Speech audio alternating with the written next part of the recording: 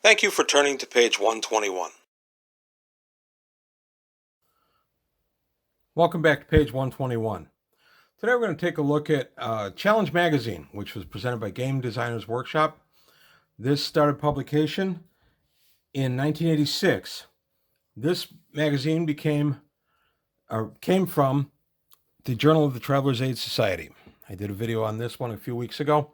This was a pamphlet-sized book that came out for 24 issues, and then issue 25, it morphed into Challenge Magazine. Going to go into a little bit of the history of Challenge, what this offered, and why this was such a beloved magazine when it was being published. Challenge Magazine was seen as an expansion on the Journal of the Traveler's Aid Society, an opportunity for Game Designers Workshop, or GDW, to publish more and more information about their house games. Initially, it covered Traveler, but then eventually it started covering Twilight 2000, Traveler 2300, and then eventually, once it expanded and been around for a few years, it covered Mega Traveler, which is the follow-up edition to Traveler. By the end, Traveler the New Era. I'll do a video on Traveler the New Era and why that is viewed as something that fans didn't care much for. Shadowrun, Silent Death, Battletech, Star Trek, all saw their places within Challenge Magazine. This went from being a house organ to being one of the best science fiction magazines that was ever out there. It was published from 1986 to 1995. It ran a total of 53 issues, from issue 24 to issue 77.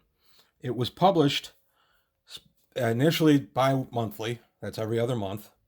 Then it was published monthly for a little while, and then it eventually dropped back to bi-monthly and then quarterly as Game Designers Workshop went out of business.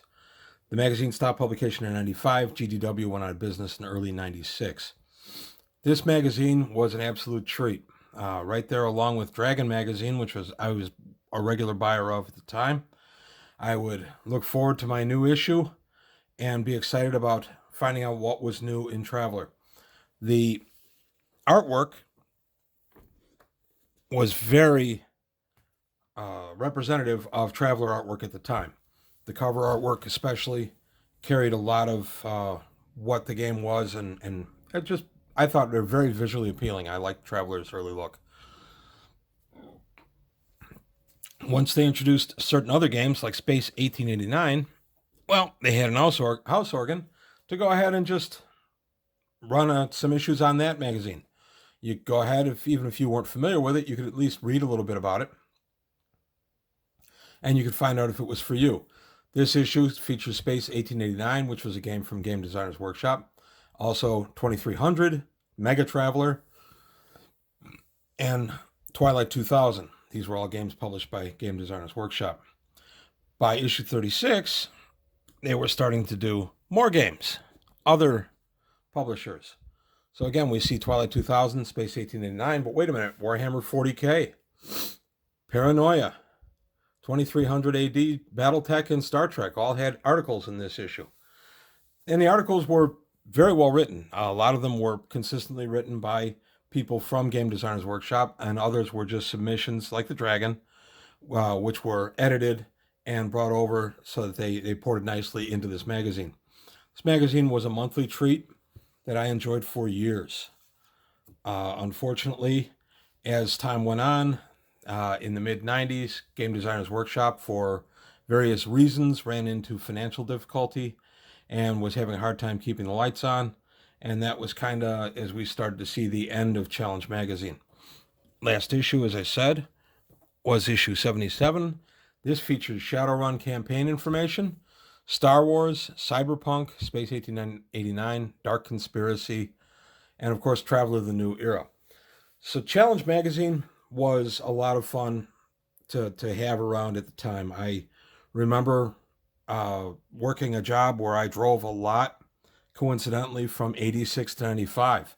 I was on the road all day, every day with this job, but that gave me the opportunity to hit just dozens of game stores that I knew were around. I was mostly in suburban Cook County, which is just outside Chicago.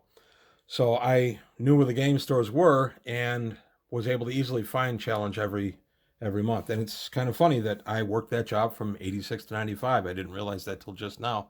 I worked it the entire life of Challenge Magazine. But this magazine was just a monthly treat. You'd open it up. Inside, you would have, I'm going to show a little bit more of the artwork. Inside, you would have regular features, which would be, of course, editorials. There's your table of contents. But also, just like in, Traveler, the Journal of Travelers Aid Society, if I can find her, the Travelers News Service. This was actually expanded. This gave us a ton of information and great adventure hooks set across the Imperium. It would go by date, as I said before, and then it would tell you where you were and what was going on. These are basically the headline news of the day.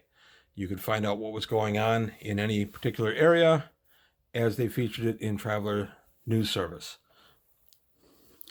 So it was one of the best features of the magazine. It was honestly the one I'd always go to. And then they would have articles on,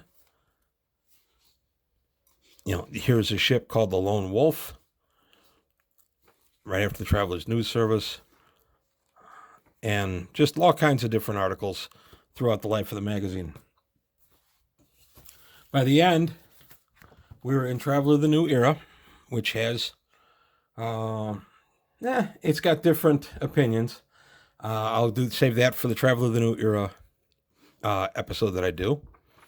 But the magazine had expanded greatly, and it was just a lot of fun. I miss this magazine always. It was just so much fun when it was out. It started out at $3.25 a month, and by the end was $4 a month. I mean, you really can't complain. Over a course of 9 years, this magazine only went up 75 cents. It was a very quality product, very professionally presented, and they had a feature in the back which showed where Traveler was sold in hobby stores in your area. So you could just look up in Illinois and find hobby stores. I found a lot of hobby stores that way. Again, that job I was in, I had opportunity to be in a lot of different parts of the northern Illinois area, just outside Chicago, and that gave me a lot of opportunity to hit different hobby stores. That also helped me round out my Traveler collection as a whole, because if one of my hobby stores in the area that I usually frequented didn't have an item, I could usually find it at one of the others. So this magazine was just a fabulous resource. I miss it all the time. I wish something like it would come out again. I know that magazines as a whole really aren't doing anything anymore. Everything has gone electronic, and I kind of mourn that era of that moment of wonder when you'd get the new magazine home and you'd have a few quiet minutes, you'd sit down at the table and open it up. Challenge also had the thrill for me of being around starting just before I got married. So it was an opportunity before I had kids, nothing against kids, but right after we got married, I had plenty of time and I would be able to sit down and really devour the issue. I remember just opening many of these issues and just really being excited about them. So that's enough on Challenge Magazine for me, and enough reminiscing about my life. I just wanted to make you aware of it. I also want to point out this is available through DriveThruRPG. Also, Far Future Enterprises does have a disc which has the entire magazine set on. I think that CD-ROM goes for $45, up from $35 from the regular stuff. Very worthwhile if you don't have these challenges. If you only want to buy certain issues of Challenge, then DriveThruRPG is a great way to go also. Again, not affiliated with either of the companies, just somebody that uses both their services. So that's it today for page 121. I hope you enjoyed it. If you did, please comment, like, and subscribe, and I'll see you next time. Well, that closes the book on another episode of page 121. Please leave your comments below, and if you enjoyed what you saw, go ahead and hit the like button and subscribe to the channel.